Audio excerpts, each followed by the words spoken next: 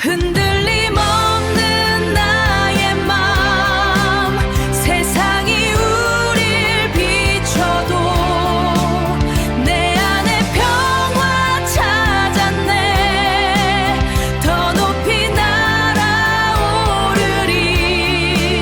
프로노이아 심리적 안정 프로노이아 심리적 안정 다양한 관점에 깊이 있는 담론이 펼쳐지는 곳, 더 디베이트에 오신 것을 환영합니다. 오늘 우리가 다룰 핵심 주제는요. 세상이 나를 방해한다는 그 파라노이아, 즉 편집증적 시각에서 벗어나서 네, 맞습니다. 온 우주가 나를 돕기 위해 은밀한 음모를 꾸미고 있다는 이른바 프로노이아적 관점을 우리의 삶에 적극적으로 적용해야 하는가, 바로 이 부분입니다. 아니면 이것이 단지 현실을 왜곡하는 지나친 낙관주의에 불과한지 깊이 있게 분석해 보려고 합니다. 오늘 담론의 배경이 되는 출처를 짚고 넘어가야겠죠. 긍정 가이드 미소라는 캐릭터, 그리고 그 캐릭터가 안내하는 프로노이아 프로그램의 대본과 시각적 소품 등의 설정 자료들을 바탕으로 진행됩니다. 네, 저는 이 프로노이아 프로그램이 단순한 자기위안을 넘어서 현대인들이 세상과의 연결감을 회복하고 실질적인 내면의 성장을 이끄는데 그 필수적인 심리적 프레임워크라고 강력히 주장합니다. 반면에 저는 모든 우연을 자신을 위한 긍정적 음모로 해석하는 것은 객관적인 현실 인식과 주도적인 통제력을 저해하는 또 다른 형태의 인지 왜곡이라고 생각합니다. 좋습니다. 사실 솔직히 말씀드리면 아침에 외출하려고 문을 딱 나섰는데 갑자기 비가 쏟아져서 웅덩이에 발이 푹 빠지면 짜증부터 확 밀려오거든요. 그렇죠. 당연한 반응입니다. 왜 하필 내가 나올 때만 비가 오지? 세상이 나를 억까하나? 약간 이런 생각이 자연스럽게 듭니다. 객관적인 기상현상이 순식간에 나를 향한 개인적인 공격으로 둔갑하는 거죠. 미소의 자료를 보면 바로 이런 순간에 우리가 파라노이의 회색빛 안경을 쓰고 있다고 진단합니다. 심리학에서는 그런 상태를 부정적 편향성에 갇혔다고 표현하죠.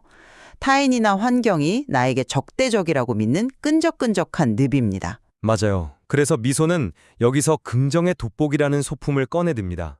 비를 내 머리 위 새싹을 자라게 하려고 온 것으로 재해석하죠. 바로 이것이 프로노이아 프로그램을 적용해야 하는 이유입니다. 없는 사실을 지어내는 마술이 아니라 상황에 대한 주도권을 나에게로 다시 가져오는 매우 강력하고 실용적인 도구라는 거죠. 미소라는 캐릭터가 주는 인상과 그 의도는 저도 충분히 이해합니다. 자료에 명시된 시각적 디자인을 짚어볼까요? 크고 둥근 눈, 항상 짓고 있는 따뜻한 미소, 또 둥글고 부드러운 형태의 짧은 머리를 하고 있죠. 네, 엄청 무해해 보이죠? 맞습니다. 게다가 파스텔 노란색이나 녹색 같은 색상 조합은 뇌의 편도체를 안정시키고 시각적으로 경계심을 허물어뜨리도록 아주 치밀하게 설계되어 있습니다. 하지만 저는 이 프로그램이 전제하는 핵심 논리, 즉 어떻게 긍정을 만들어내는지 그 방식에는 깊은 우려를 표합니다. 어떤 점에서 그렇게 우려가 되시나요? 세상이 나를 해치려 한다는 파라노이아가 문제인 근본적인 이유는 그것이 팩트가 아니기 때문입니다. 그렇다면 온 우주가 나를 돕기 위해 은밀한 음모를 꾸민다는 프로노이아 역시 팩트가 아니라는 점에서 똑같은 오류를 범하고 있는 것 아닐까요? 양극단이라는 말씀이군요. 그렇죠. 심리학에서 경계하는 전형적인 유해한 긍정성의 메커니즘과 맞닿아 있습니다. 무작위로 일어나는 날씨의 변화나 세상의 우연을 나를 위해 정교하게 설계된 선물로 둔갑시키는 것은 현실의 인과관계를 무시하는 심각한 논리적 비약입니다. 유해한 긍정성이라는 지적은 아주 날카롭습니다. 무조건적으로 다 잘 될 거야 라고 현실을 덮어버리는 건 확실히 위험하죠. 하지만 저는 이 긍정의 돋보기가 작동하는 방식을 좀 다르게 해석하고 싶습니다.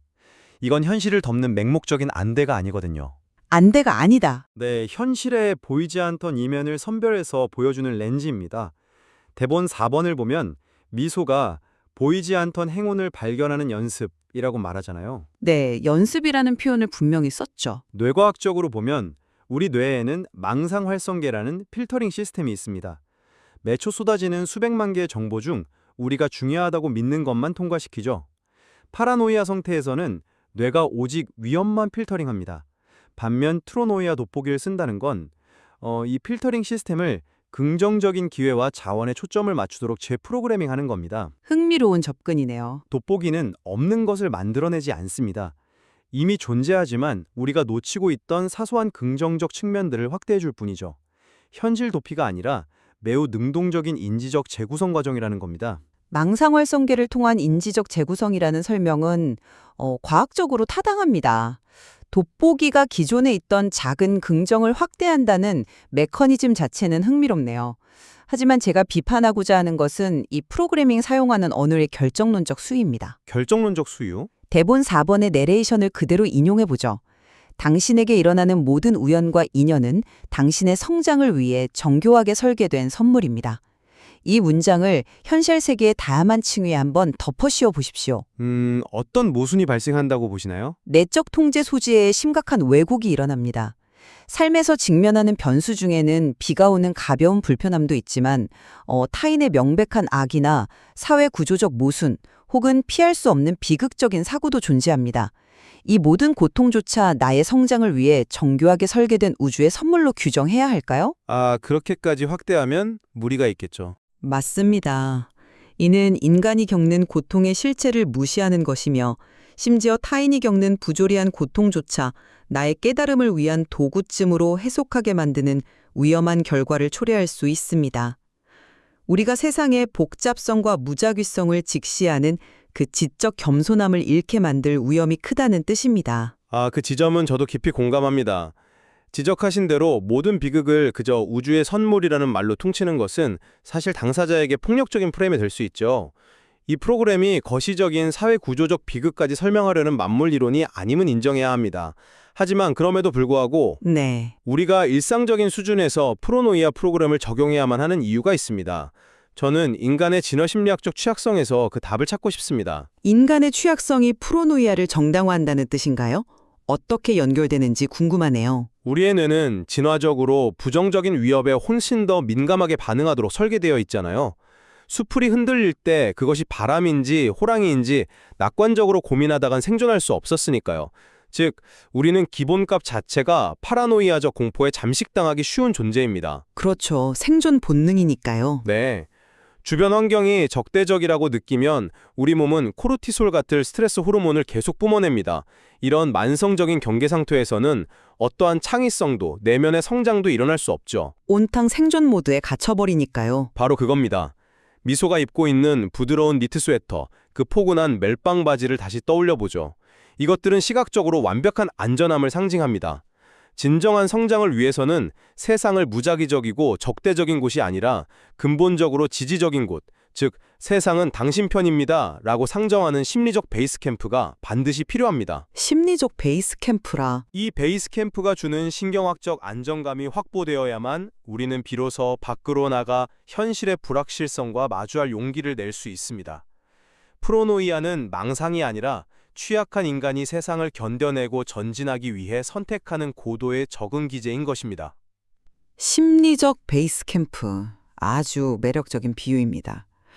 안전기지가 확보되어야 탐색 행동이 나타난다는 애착 이론의 관점과도 일맥상통하네요. 안정감이 성장의 전제 조건이라는 점은 저도 전적으로 동의합니다. 하지만 제가 던지고 싶은 질문은 이것입니다. 네, 말씀하시죠. 그 베이스 캠프를 짓는 토대가 객관적 현실이 아닌 환상이라면 그 위에 세워진 자아의 성장은 작은 현실의 바람에도 무너지는 사상누각 아닐까요? 사상누각이요? 좀 더 구체적으로 설명해 주시겠습니까? 대본 5번에 등장하는 핵심 대사를 보죠. 온 우주가 널 응원하고 있거든.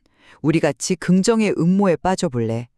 저는 여기서 음모라는 단어와 긍정의 결합이 내포한 모순에 주목합니다. 음모란 본질적으로 누군가를 배제하고 특정 소수만을 위해 비밀스럽게 작동하는 기제거든요. 단어 자체가 주는 배타성을 말씀하시는 거군요. 그렇습니다. 우주가 오직 나를 위해 움직인다는 이 사고방식은 근본적으로 자기중심적일 수밖에 없습니다. 방금 이 프로그램이 세상과의 연결감을 회복한다고 하셨지만 곰곰이 생각해 보십시오. 모든 개인이 각자 우주가 오직 나만을 응원하는 음모를 꾸미고 있다고 믿는다면 어떻게 될까요? 각자 자기만의 세계에 빠진다는 건가요? 네. 서로가 서로를 그저 내 성장을 돕기 위해 조연이나 무대장치쯤으로 여기지 않겠습니까? 이것이 진정한 타인과의 따뜻한 연결을 만들어낼 수 있을지, 아니면 각자의 긍정적 환상이라는 투명한 방음벽 안에 갇힌 파편화된 개인들을 양산할 뿐인지 강한 의문이 듭니다. 아주 날카로운 지적입니다. 프로노이아가 자칫 나르시시즘적인 자기 착각으로 변질될 수 있다는 점을 꼬집으셨네요. 하지만 저는 이 대목이야말로 프로노이아 프로그램을 삶에 적용해야 하는 궁극적인 이유를 설명할 수 있는 완벽한 전환점이라고 봅니다. 미소의 소품 중 하나인 연결의 시를 떠올려 보시죠. 미소가 손에 쥐고 있는 그 작은 실뭉치 말이죠. 네, 자료를 보면 미소는 그 시를 그저 자기 손에 꽉 쥐고서 나 혼자만 안전해 라고 하지 않습니다. 시를 풀어 세상 곳곳에 연결하는 모습을 보여준다고 명시되어 있죠. 파라노이아에 빠져 있을 때 우리는 타인을 잠재적 위협으로 보고 두터운 방어벽을 칩니다. 경계하게 되죠. 하지만 긍정의 돋보기를 통해 세상이 나를 돕고 있다는 신뢰를 회복하면 뇌의 방어 기제가 해제됩니다. 당신에게 일어나는 우연은 선물이라는 믿음은 결국 내 주변의 타인들을 우주가 보낸 협력자로 바라보게 만듭니다. 협력자로 본다. 대본에 우리는 이 연결의 시를 통해 세상과 하나가 됩니다. 라는 문장이 이를 증명합니다. 즉, 온 세상이 나를 응원한다는 믿음은 나를 환상 속에 가두는 방음벽이 아니라 오히려 타인에게 먼저 손을 내밀고 연대하게 만드는 실천적 매개체로 작동하는 겁니다. 고립을 끝내는 가장 따뜻하고 효과적인 도구조차 바로 이 프로노이아인 것이죠. 프로노이아 프로그램을 적용해야 하는 이유는 여기에 있습니다. 우리를 세상 속으로 다시 걸어 들어가게 만드니까요. 그 실뭉치가 자기 자신만을 칭칭 감는 결박의 용도가 아니라 외부를 향해 던지는 연결줄이라는 해석은 매우 훌륭합니다. 하지만 이 점은 분명히 고려해 보셔야 합니다. 타인을 나를 돕기 위해 우주가 보낸 협력자로 바라보는 태도, 그건 역시 타인을 수단화하는 세련된 방식 아닐까요? 잠깐만요. 수단화라고요? 누군가를 긍정적인 인연으로 보는 것도 문제가 되나요? 타인은 나를 성장시키기 위해 우주가 배치해둔 엑스트라가 아닙니다. 그들 각자가 자신의 세계에서는 주연이고 그들 나름의 고통과 무작위적인 비극을 견디며 살아가는 독립적인 주체들이죠. 진정한 유대감과 세상과의 연결은 우주가 내 편이고 저 사람도 날 돕기 위해 존재한다는 달콤한 착각에서 오지 않습니다. 그럼 어디서 온다고 보십니까? 오히려 세상은 때때로 철저히 무관심하고 무작위적이며 내 앞에 있는 저 타인 역시 나와 마찬가지로 불완전하고 언제든 상처받을 수 있는 연약한 존재라는 그 시린 현실을 있는 그대로 공유할 때 탄생합니다. 서로의 취약성을 투명하게 인정하고 연민을 가질 때 진정한 연결의 실이 짜이는 것이지, 이건 다 나를 위한 긍정의 음모야 라는 자기 최면을 통해서는 표면적인 유대감만 형성될 뿐입니다. 상호 취약성에 기반한 연대가 진정한 연결이라는 말씀에는 깊이 동의합니다. 우리는 타인의 독립성을 존중해야 하죠. 하지만 사실 저는 이 담론에서 현실을 살아가는 보통 인간의 한계를 좀 인정해야 한다고 봅니다. 우리가 늘 그렇게 철학자처럼 완벽하게 이타적이고 객관적인 시각으로 세상을 버텨낼 수 있을까요? 이상적이긴 하죠. 네, 현실의 인간은 끊임없이 흔들리고 상처받고 번아웃에 빠집니다. 미소가 밝은 표정으로 이제 혼자 고민하지 마, 온 우주가 널 응원하고 있거든 이라고 말하는 건 세상이 차갑다는 걸 몰라서가 아닙니다. 오히려 그 차가운 현실에 압도당하지 않기 위해 우리는 때로 의도적인 긍정의 프레임을 통해 심리적 에너지를 끌어올려야 합니다. 심리적 에너지를 위한 의도적 프레임이다. 여유를 주고 고난 속에서도 다시 일어설 힘을 제공한다면 어떨까요? 그것은 단순한 인지 왜곡이 아니라 우리가 이 복잡한 세상을 번영하며 살아가기 위한 고도의 생존 전략입니다. 의도적 프레이밍이 주는 실용적인 효용성 자체를 전면 부정하진 않겠습니다. 플라시보 효과가 실제로 신체의 통증을 완화하는 것처럼 긍정적인 믿음이 심리적 회복 탄력성을 높여준다는 건 잘 입증된 사실이니까요.